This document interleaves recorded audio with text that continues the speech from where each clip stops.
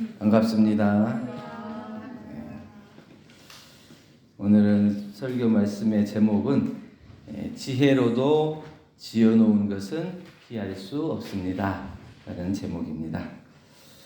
자, 인과에 대해서 얼마나 믿고 계십니까? 내가 지으면 내가 받는다는 것을 일단 믿기 전에 알아야 되는데 얼마나 알고 계십니까? 마음속에 한번 몇 퍼센트 정도나 알고 있는 것 같아요? 아니면 믿는다면 내가 지어서 내가 받는다는 것을 확실하게 믿는다. 어느 정도나 믿고 있습니까? 30%? 아니 50%? 50% 안 넘어요? 50% 정도? 네. 반절반절이에요.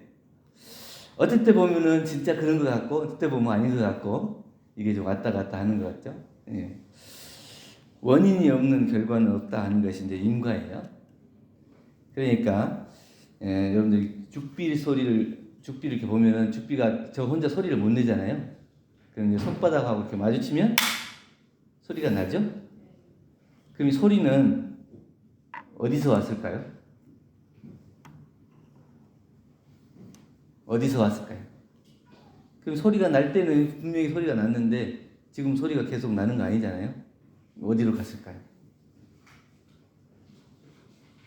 이걸 알아야 분명하게 인과의 이치가 원인이 없는 결과가 없다는 걸 알아요. 이 죽비가 분명히 있고 또 이 손바닥도 있는데 따로 있을 때는 소리가 안 나잖아요. 근데 이게 부딪혔을 때 소리가 나요. 이게 인과는 인, 연, 과 이렇게 줄임말이에요. 인이라고 하는 건 씨앗이거든요. 뭐든지 일어날 수 있는 그 바탕이 되는 씨앗이고, 그 다음에 그 연이라고 하는 것은 그것과 만나지는 것. 거기에 따라서 이 결과가 나타나요. 그런데 그 만나서 나타나는 결과를 누가 들어있냐? 그 안에 내가 들어있잖아요. 내가 있어요.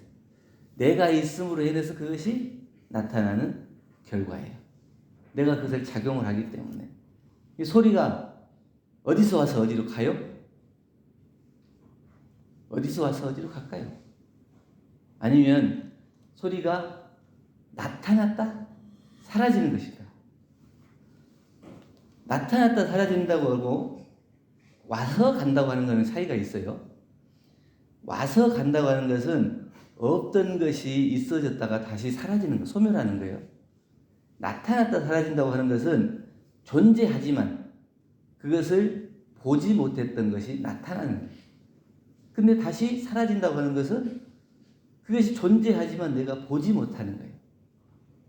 이게 사라진다는 것은 없어지는 것이 아니고 변한다 이렇게 생각하면 돼요. 변해요. 그러니까 꼭 이 죽비를 치면은 소리가 똑같은 소리가 안 나요. 이 죽비를 비유해서 얘기를 했지만 모든 건 다 각각의 내가 스스로 죽비예요. 죽비. 내가 누구와 만나면 소리가 나죠. 어떤 소리 나요? 좋은 사람을 만나면 좋은 소리가 나고 안 좋은 사람 만나면 안 좋은 소리가 나요. 근데 그게 생겼다가 없어지는 것이 아니고 나타났다가 사라지는데 그 사라지는 것을 변화해요. 원래 그 모습으로만 계속 찾으려고 하니까 그게 없는 거예요. 근데 그 모습이 자꾸 변해요. 그날따라도 오늘따라고 또 내일도 다르고 또 사람들 만났을 때 또 다르고 또 내 기분에 따라서 다르고 계속 바뀌는 거예요. 그런데 한번 지어놓은 것은 없어지지 않는 거예요. 이것이 인과의 작용인데 어려서부터 지어놓은 자기의 작용에 따라서 나타난 결과가 지금 계속 이어지고 있죠. 모습은 변해요. 모습은 변해지는데 그것이 사라진 것은 아니에요. 그게 없어진 것이 아니고 그 모습만 변해서. 근데 그 모습을 지금 내가 없는 것이다. 이렇게 생각하고 사라진 것이다. 이렇게 생각하고 그것을 잊어버리고 살기 때문에 그 경계심이 없는 거예요. 그런데 그것이 한 번 지은 것은 사라지지 않는다는 것을 알고 그 모습이 변하는 것으로 내가 알고 그것을 바라볼 수 있으면 함부로 짓고 행하는 것을 하지 않게 된다. 물속에 고기를 건져 올리듯이 이 시방에 가득한 씨앗들 중에서 나와 인연이 되는 그 소리가 있고 그 소리는 만남이에요. 만남. 그걸 그냥 인연이라고 그러죠. 근데 그 인연을 어떻게 하느냐에 따라서 자기가 다시 받게 되는 것이 달라진다고 하는 거예요. 옛날에 어떤 사람이 개나 돼지를 잡으면 항상 이 눈을 파먹는 걸 좋아했대요. 다른 사람들은 살 좋아하고 뭐 비지를 좋아하고 뭐 이럴 수 있는데 그 눈을 이렇게 파먹는 걸 좋아했다. 그러니까 어떤 분이 거기를 지나가다가 너는 이제 7년 후면 죽어서 모처에 태어난다. 근데 너는 13살이 되면 반드시 눈을 파먹히게 될 것이다. 네. 이렇게 이제 얘기를 해주세요.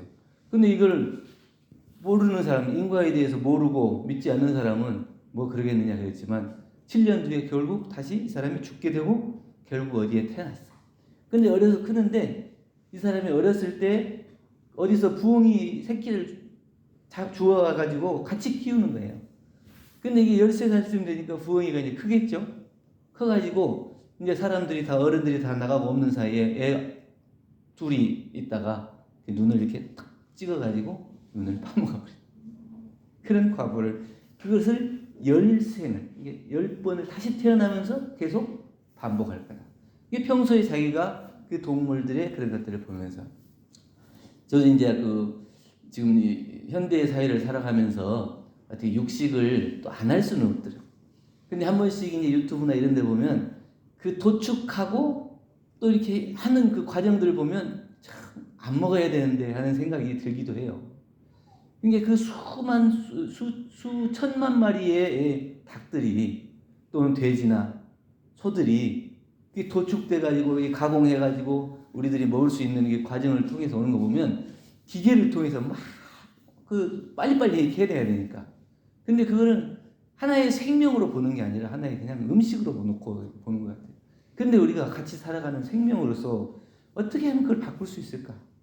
그래서 이제 우리가 육식을 그래도 좀 줄이는 그런 노력도 있어야 하고, 그것을 막 맛으로 즐기고 하는 것보다는 생명을 유지하고 살아가는 데에 도움이 되는 정도로 하지, 그것을 막 일부러 뭐 물고기 잡으러 가는데 재미 붙여서 가고, 또 뭐 포수가 또 사냥하는데 재미 붙여서 하고, 이렇게까지는 안 돼야 되지 않겠나, 그렇게 생각합니다. 2000년도에 제주 원광요양원에 있었던 김 할아버지라는 분이 있어요. 이분은 젊어서 이제 포수 일을 했던 거예요. 그래서 꿩을 잡으면 꿩을 많이 잡을 수 있는 방법이 있는데, 어려서 어떤 사람이 풀피리 부는 법을 가르쳐 줬대요. 근데 그 풀피리 불면은 그 소리를 듣고 꿩들이 모여들어요. 그러니까 그 꿩들을 부르는 어떤 소리로 인식해서 꿩들이 모여들어요. 그럼 그 꿩들을 잡아갖고 여러 마리를 잡으니까 한 번에 다 처리 못하면 어떻게 상하잖아요. 그러니까 이게 이 항문을 통해서 창자를 다 끄집어내고 나무를 이렇게 Y자로 해가지고 꼽아가지고 보관했다가 이렇게 팔고 먹고 이런 거예요. 그랬는데 이분이 이제 나이가 들다 보니까 나중에 병이 생겨가지고 나중에는 밑으로 창자가 흘러내리는 그런 과보로서 다른 사람의 도움을 받고 죽을 때까지 그렇게 살아야 되는 그런 과보를 받더라. 이것이 우리 있어지는 인과예요.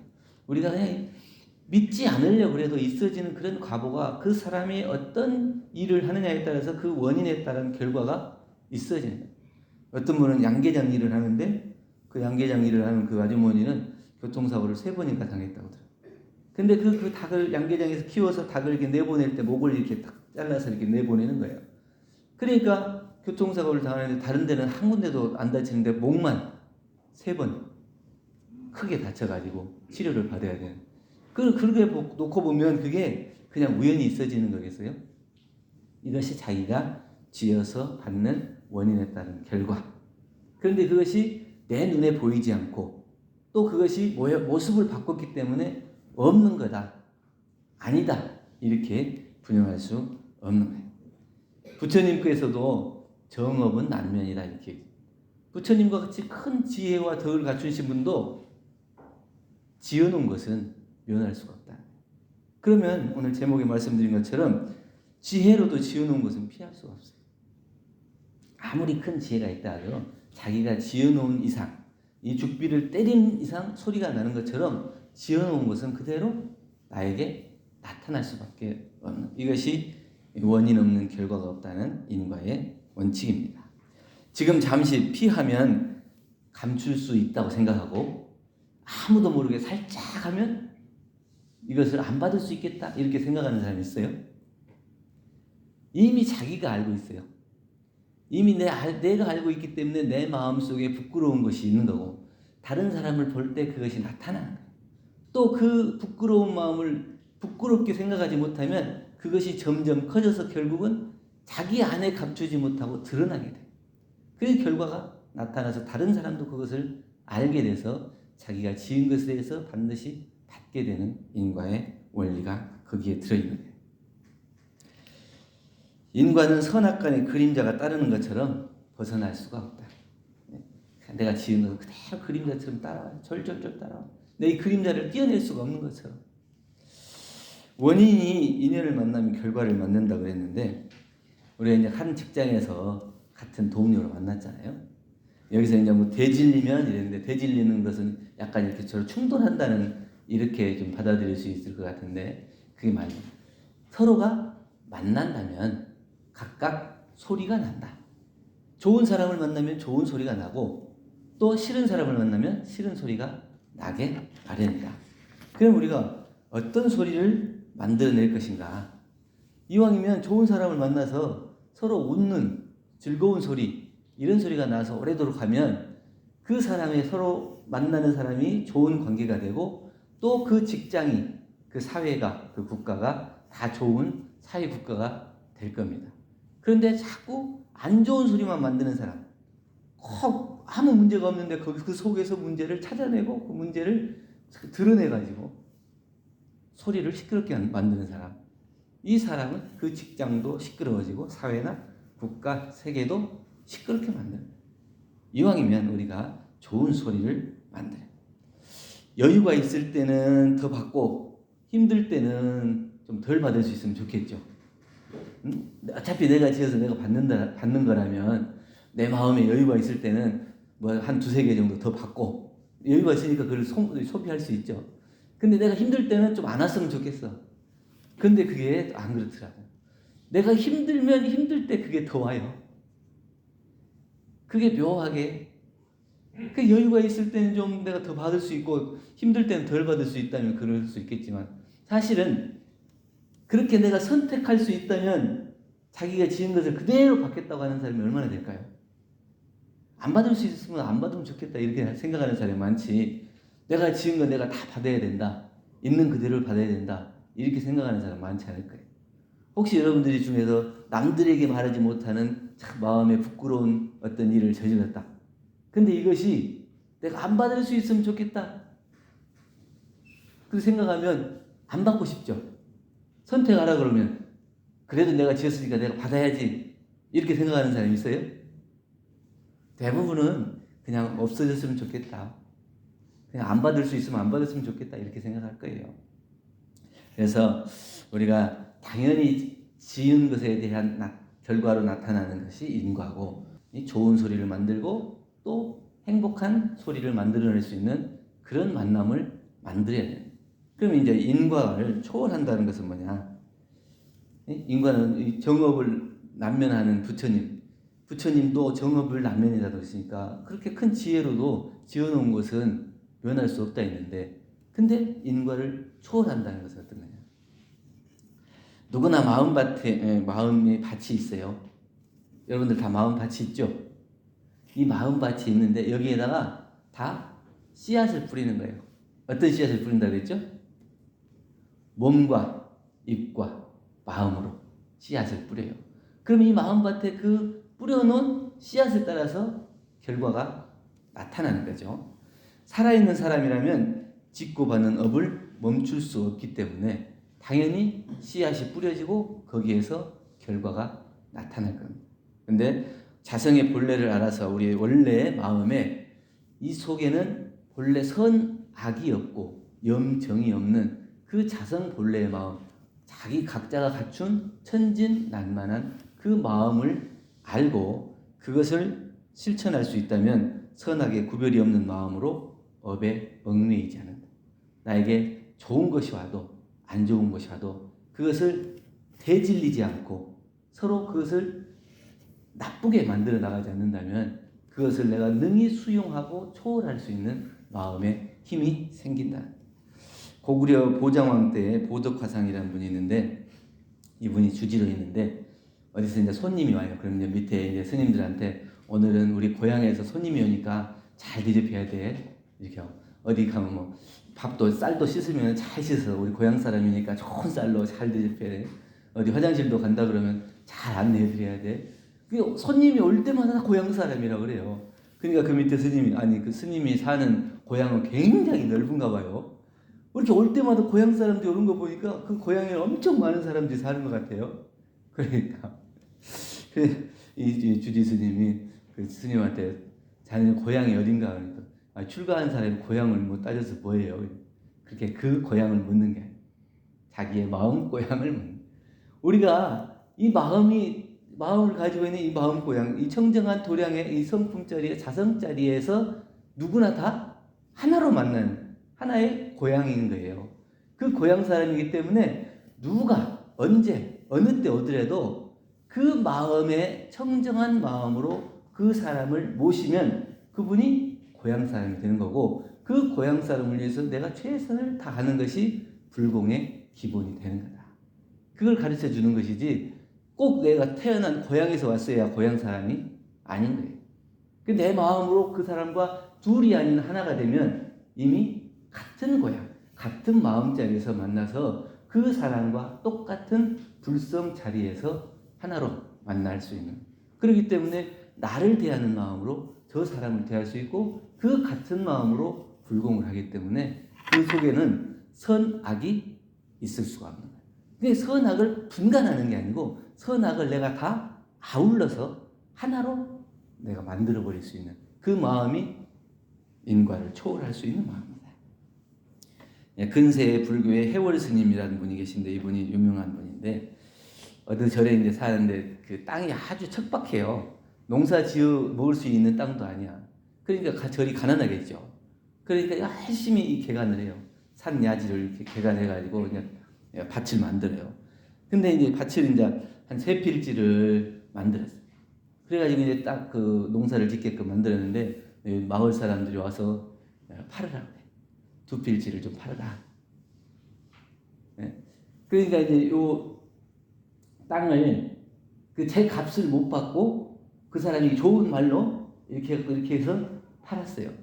그러니까 그 밑에 이제 제자들이 아니 스님은 이렇게 애쓰게 해서 만들어 가지고 왔는데 이거를 제 값도 못 받고 팔았냐 이렇게 이제 따지니까 이 해월 스님이 그런데요. 욕심 없는 승려의 장사는 마땅히 이렇게 해야 한다. 왜냐하면 우리가 하나도 없는 땅을 개간해 가지고 3필지가 됐어요. 그래가지고 그 3필지가 돼서 우리 땅이 3필지였는데 이제 팔았어요. 제 값을 못 받고 팔았다 하더라도 그 팔아서 남은 돈이 또 그 판 만큼 남았죠. 그 만약에 2필지 값을 팔았다 그러면 총 우리가 개간한 땅이 3필지 그리고 땅값이 2필지 그럼 총 몇 필지예요? 5필지가 됐어요.